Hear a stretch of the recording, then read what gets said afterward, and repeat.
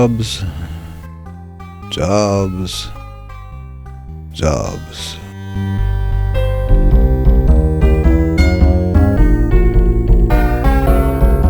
Jobs are not the solution. Jobs are the problem.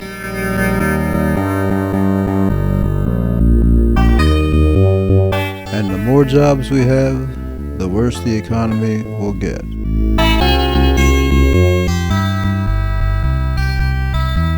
Look at the Chinese Communist experiment for an extreme example.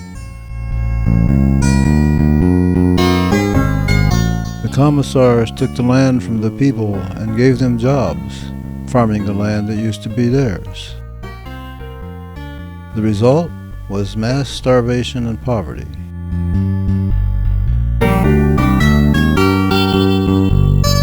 When the Chinese Communist government gave back some freedom to the Chinese people, the economy started booming.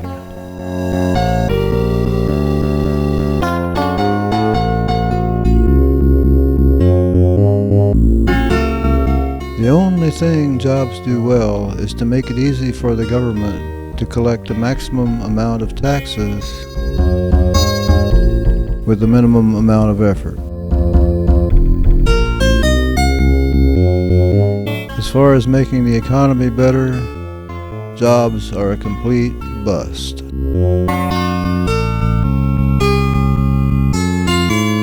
Jobs are an artifact of the income tax. A W-2 employee is a sitting duck for taxes of every kind. So naturally, the short-sighted, foolish government wants everyone to be an employee.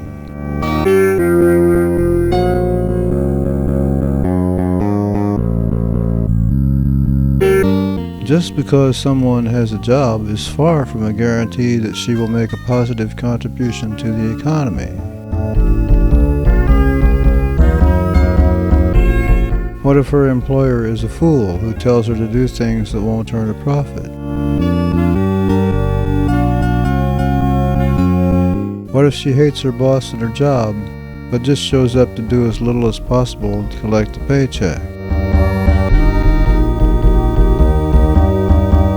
What if she is a soldier, cop, lawyer, or bureaucrat whose principal function is creating destruction and chaos so the ruling elite can profit? These situations are far from rare. And even if she and her boss are trying to do it right, they are operating at a tremendous disadvantage. To be efficient, you need to be honest and open. And being honest and open can quickly lead to political problems in a corporate environment.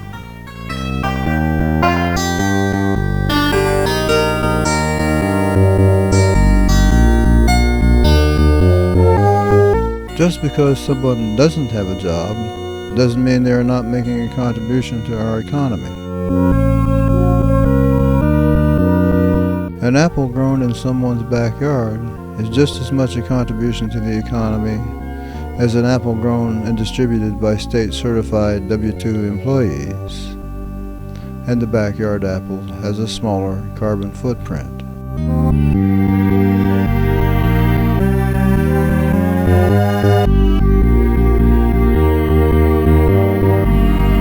Most economists in the USA are subsidized by the government in one way or another. Many are teachers in the government-controlled education system.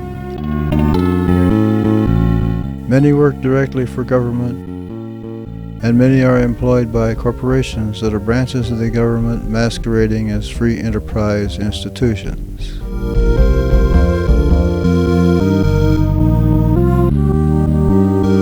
It's true, there are economists of the Austrian school who make a living as independent journalists. But even most Austrians seem not to question the assumption that more jobs create a better economy.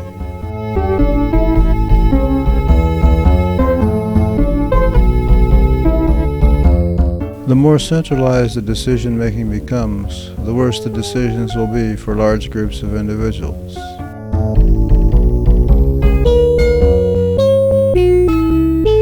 The president, like most of us, probably spends a large part of his day looking at screens with 2 million pixels or so. The population of the USA is about 309 million. That means every pixel the president looks at represents about 150 people. But when an individual turns on her own screen, each and every one of those 2 million pixels will be devoted to her problem. Who will make a better decision?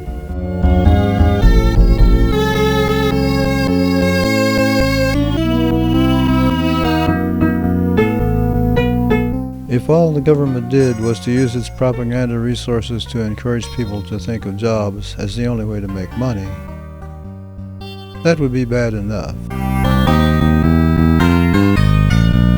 But the government also uses licenses and permits and other regulations to make it nearly impossible for individuals to make money other than from a job. When I was a kid in the late 40s and early 50s, my mother used to buy raw milk from her neighbor.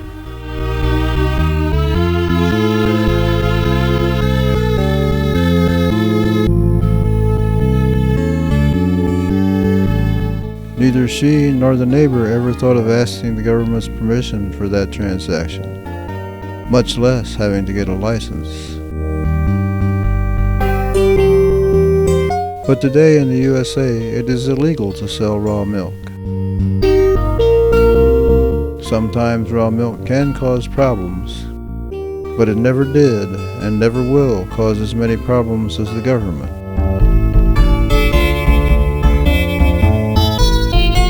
If problems do occur, they can be solved by market participants faster and at less cost than they can be solved by government.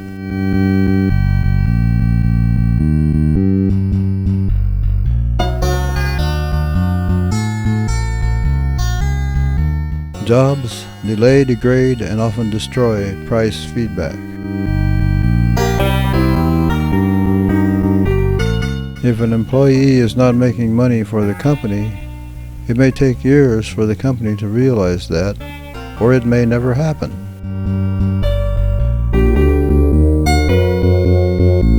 If a person is engaged in the free market, she will know if she is not being productive a long time before her corporate or cousin, and it will be much easier for her to switch to another activity.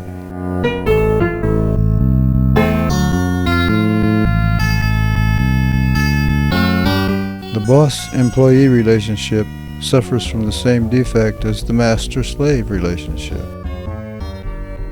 It is not fair. It is not an equal playing field, and it sets up an adversarial relationship with severely misaligned incentives. The job relationship requires a state-certified ceremony at the start of the relationship and at the end. There could be a lot more flexibility in making and remaking economic decisions if the heavy hands of the state were not attempting to micromanage every aspect of our economic lives. A bureaucratic economy is very slow to respond to change. And change is coming, faster and faster.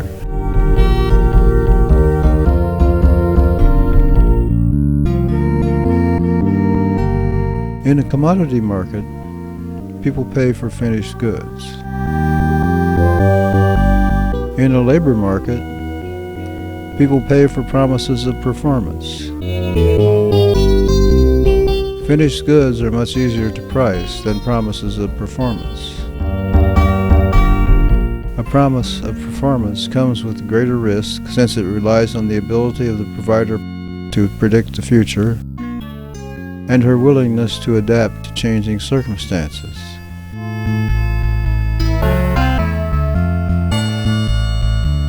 So if a task could be performed by either a market for finished goods or by a labor market, the finished goods market will always provide quicker and more accurate price discovery and therefore will operate more efficiently. But the government wants everyone to have a job.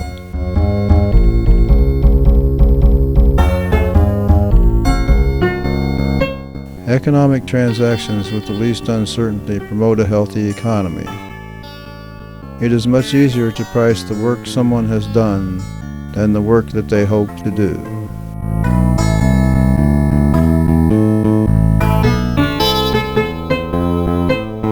Jobs are not work.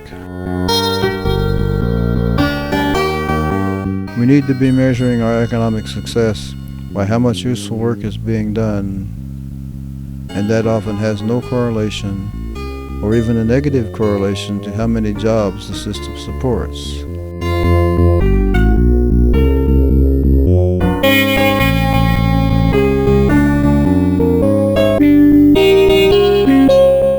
The critical economic question is, how much useful work is being done, and does the reward that people receive correlate well with the useful contributions they are making to society?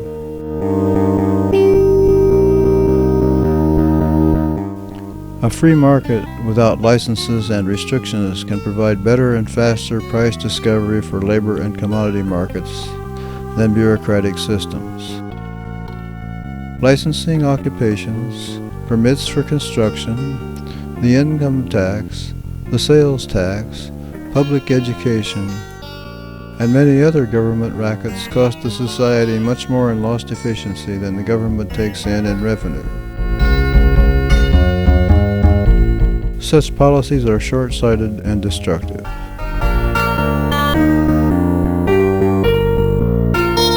The irony is that if the authoritarians who control our society had been being honest and polite all along, they would be much richer than they are now, and they would not be threatened by social chaos caused by their rude, selfish, and counterproductive behavior.